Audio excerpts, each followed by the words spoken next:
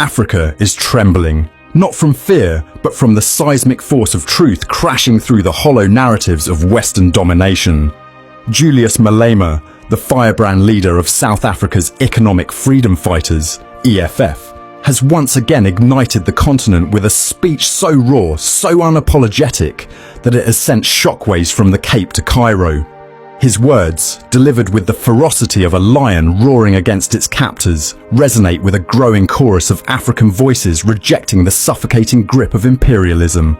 And in this moment, Malema's rhetoric finds a powerful echo in Burkina Faso's fearless revolutionary, Captain Ibrahim Traoré, whose own defiance has become a beacon for a continent tired of being pawed at by foreign hands. Speaking at a packed rally in Soweto this past week, Malema didn't mince words. "Our friends will never be the United Kingdom, France, or the USA," he thundered, his voice cutting through the humid air like a machete through colonial lies. "They were never there for us during difficult times. Everywhere America goes, they never go to help. They go to destabilize." The crowd erupted, fists raised, red berets bobbing like a sea of blood-red defiance. It wasn't just a speech. It was a declaration of war against the historical amnesia that has kept Africa shackled to the whims of the West. Across the continent, in the dusty streets of Ouagadougou, Captain Ibrahim Traoré has been singing a similar tune, one that reverberates with the same righteous fury. At the inaugural Alliance of Sahel States, AES summit in Niamey. Last July, Traoré stood tall, a 37-year-old soldier with the soul of a griot, and laid bare the ugly truth of Africa's exploitation. "This continent has suffered so much and continues to suffer because of imperialists," he said, his words dripping with the weight of centuries. These imperialists have only one cliché in mind: Africa is the empire of slaves. This is how they see Africa. For them, Africans belong to them, our lands belong to them, our subsoil belongs to them. They have never been able to change the logic until today.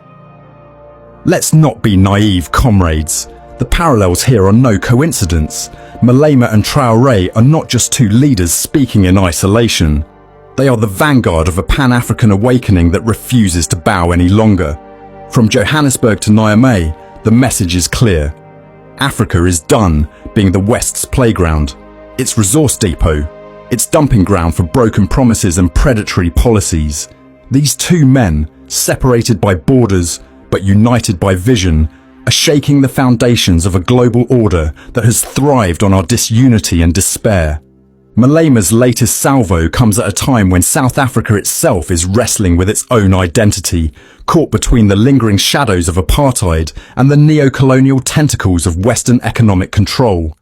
His assertion that the UK, France, and the USA have never been Africa's allies isn't just rhetoric, it's a historical indictment.